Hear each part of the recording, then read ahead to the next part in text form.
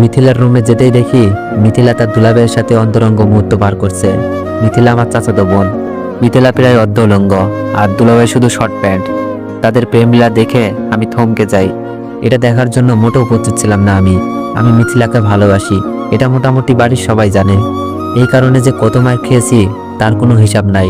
আমাকে বরাবর বলে দিয়েছে মিথিলাকে নিজের বোনের মতো দেখার জন্য। আমি মিথিলাকে এমন অবস্থায় দেখে নিজের চোখকে বিশ্বাস করতে পারছিলাম না। ছি ছি মিথিলা, এইসব কি দেখছি? আর দুলাভাই আপনি কি করে পারলেন এটা করতে? আমার আওয়াজ শুনে যেন ওদের মাথায় আকাশ ভেঙে পড়ছে। দুলাভাই বলল, অনিক প্লিজ কাউকে বইলো না, কাউকে বললে আমাদের মান সম্মান থাকবে না। উনি সুমি আপুর স্বামী, দেখতে স্মার্ট আর অনেক বড় চাকরি করে। সুমি আপু হলো মিথিলার বড় বোন। আপু সকালে তার বাচ্চাকে ডাক্তার দেখাতে গেছে, সাথে চাচিও গেছে। চাচা নাই, মারা গেছে 3 বছর হয়। আব্বু ও 2 পরিবারের প্রধান। আব্বু ও চাচা মিলে এরকম 2টা 2তলা বাড়ি করে।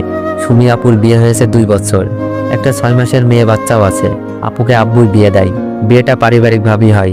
দুলাভাই আমার হীরের টুকরা, বাড়ির সবাই জানে, কিন্তু তার চরিত্র যে এত খারাপ আমি নিজেও ভাবতে পারছি না। আর মিথিলা এটা কিভাবে করলো? মিথিলার মতো ভদ্র মেয়ে 3 গ্রাম খুঁজেও পাওয়া যাবে না। মিথিলার সৌন্দর্য পরিবারের লোকজন ছাড়া বাইরের কেউ দেখে নাই। হাত মোজা, পাও মোজা, বোরকা পরে পর্দার সাথে সবসময় চলাচল করে, কিন্তু আজ সেই মিথিলার একই হাল দেখছি। চুপ করেন আপনি, লজ্জা করে না? আবার কথা বলেন। আর মিথিলা, তুই না পর্দা করিস, কোনো পরপুরুষের সামনে যাস না, এই তোর পর্দার আড়ালের চেহারা? আমার কথা শুনে মিথিলা কিচ্ছু বলছে না, নিজেকে ঢেকে শুধু কেঁদেই যাচ্ছে। তোর জন্য তো পুরো পর্দাশীল নারীর সম্মান নষ্ট হলো। কি দরকার ছিল পর্দা করার? পতিতা পল্লীতে গেলেই তো পারতিস। এই মিথিলাকে যখন আমি বলতাম, মিথিলা আমি তোকে ভালোবাসি, তোর জন্য সব করতে পারবো, তখন মিথিলা আমার চরিত্র নিয়ে কথা বলতো আর আব্বুকে বলে আমাকে মার খাওয়াইতো। মিথিলা কান্না করতে করতে বলল, অনিক কাউকে বলিস না প্লিজ। মিথিলা, আমি যখন তোকে ভালোবাসি বলতাম, তুই আমার চরিত্র নিয়ে কথা বলতি, আব্বুর কাছে মার খাওয়াইতি। আজ তোর আসল রূপটা দেখুক সবাই। আর দুলা ভাই, আপনাকে আর কি বলবো। আমি রুম থেকে বের হয়ে যাচ্ছিলাম, ওদেরকে যতই বলি রূপ দেখিয়ে দিব, কিন্তু সুমি আপুর সংসারটা কি হবে? আর একটা 6 মাসের মেয়েও আছে তাদের। আর মিথিলা তো আমার চাচাতো বোনও, যাকে আমি ভালোবাসি, তার সম্মান কি করে নষ্ট করি? দুলাভাই মাথা নিচু করে বসে আছে। আমি বললাম, দুলাভাই আপনি এখন এখানে বসে আছেন? আমার কথা শুনে দুলাভাই রুম থেকে বেরিয়ে যায়। আমি বললাম, মিথিলা অন্তত তোর কাছ থেকে এটা আশা করি নাই, কাজটা কিন্তু বেশি ভালো করিস নাই। বলে যখন রুম থেকে বের হতে যাব, দেখি দরজা আটকানো। মিথিলা চিল্লাতে শুরু করে দিছে, অনিক আমাকে ছেড়ে দে প্লিজ, আমার এত বড় সর্বনাশ করিস না, আমি তোকে ভাইয়ের মতোই ভাবি। অনিক না প্লিজ। মিথিলার কাণ্ডে আমি বাকরুদ্ধ। সেই সুযোগে মিথিলা ভিতর থেকে দরজা আটকিয়ে দিছে। আমি কথা বলতে পারছি না, গলা দিয়ে আওয়াজও বের হচ্ছে না, মনে হচ্ছে হাত পা সব বেঁধে রেখেছে কেউ। অনিক তুই আমার এত বড় সর্বনাশ করিস না প্লিজ, আমি তোর পায়ে পড়ি। মিথিলা তার কাপড় চোপড় ছিঁড়তে লাগলো, প্রায় অনেক অংশ ছিঁড়ে ফেলছে। আমি অনেক কষ্টে মুখ থেকে বের করলাম, মিথিলা কি হচ্ছে এইসব? মিথিলা অনেক জোরে চিল্লাচার বলছে, কেউ বাঁচাও, অনিক প্লিজ ছেড়ে দে, আমি যেখানে ছিলাম সেখানেই দাঁড়িয়ে আছি। মিথিলার এমন কাণ্ডে শরীরের শক্তি হারিয়ে ফেলেছি। বাইর থেকে দরজা ধাক্কাতে লাগছে দুলাভাই, আর দরজা খোলার জন্য চিল্লাতে লাগলো। দুলাভাইয়ের চিল্লানি শুনে আব্বু আম্মু ভাইয়া ভাবি সবাই মনে হয় চলে এসেছে। জোরে দরজা ধাক্কাতে ধাক্কাতে দরজা ভেঙে ফেলে সবাই। দরজা খুলতেই মিথিলা আব্বুর পেছনে গিয়ে লুকাই। মিথিলার কাপড় চোপড় ছেঁড়া দেখে আন্দাজ করে ফেলে মিথিলার সাথে খারাপ কিছু হতে যাচ্ছিল।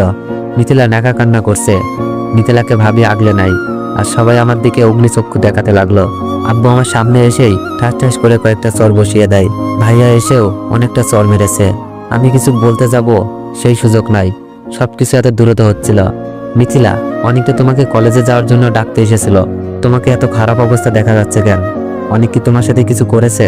ভাবি হয়তো বিশ্বাস করতে পারছে না আমার মতো ছেলে এমন একটা কাজ করবে।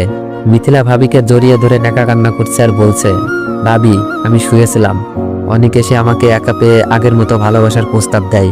আমি বড় আব্বুকে জানাবো বলাতেই অনেক আমাকে বলে আমি নাকি অনেক মার খাওয়াইছি, তাই আজ তোমার ইজ্জত কেড়ে নিব।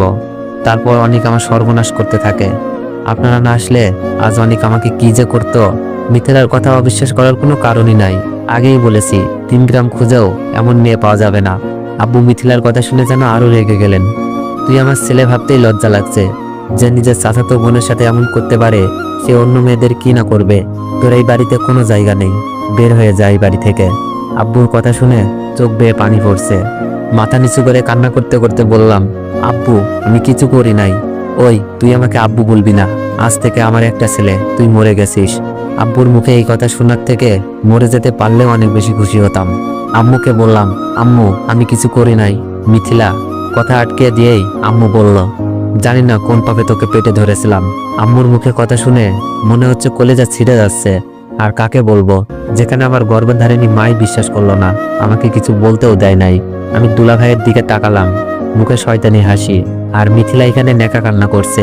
সুমি আপু চলে এসেছে, যার আদরে আমার বড় হওয়া, যে আপুটা আমাকে আপন ভাইয়ের মতো ভালোবাসে, আমাকে এখনো মুখে খাবার তুলে খাওয়াই। সেই আপুটাও সবকিছু শুনে কান্নায় বুক ভাসাচ্ছে। আজ আমি আপুর চোখও খারাপ হয়ে গেলাম।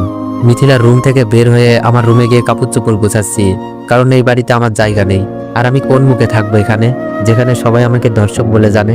কাপড় গোছানো শেষ, রুম থেকে বের হব, এমন সময় ভাবি আমার রুমে আসলো।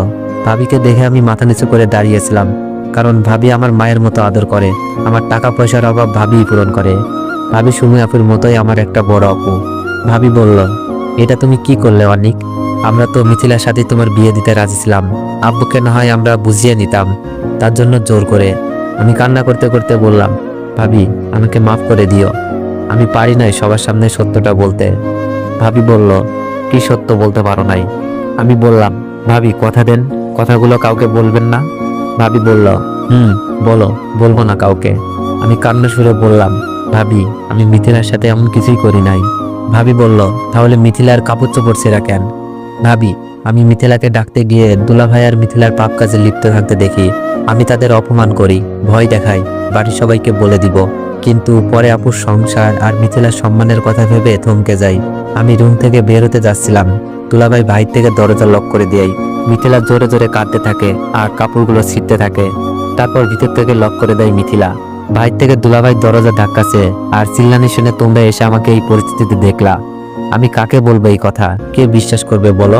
এই বলে কেঁদে কেঁদে রুম থেকে বের হতে যাচ্ছি। ভাবির চোখেও পানি, ভাবি বিশ্বাস করলেও নিরুপায়। ভাবি বলল, কি বলছো অনিক? তাদের পাপের বোঝা তোমার উপর চাপিয়ে দিয়েছে? আমি বললাম, ভাবি তুমি কাউকে বলো না প্লিজ, মিথিলার সম্মান আর আপুর সংসার নষ্ট হয়ে যেতে পারে। ভাবি বলল, জানি না অনিক, কে মিথ্যা বলছে আর কে সত্য বলছে। মিথিলা সুমিত জামাইয়ের তো এমন কোনো বাজে লক্ষণ দেখিনি। ভাবি তুমি আমাকে বিশ্বাস করছো না? তাহলে এটা দেখো, আমি সুযোগে সবকিছু ভিডিও করে রেখেছিলাম, ভেবেছিলাম কাউকে দেখাবো না, কিন্তু পরিবারের সবচেয়ে প্রিয় মানুষটার চোখে নিজেকে খারাপ বানাতে পারি নাই। ভাবির মোবাইল নিয়ে যেতে চাই। অনিক এই ভিডিও এখনই আব্বুকে দেখাবো। ভাবি প্লিজ, কথা দিয়েছো কাউকে বলবা না।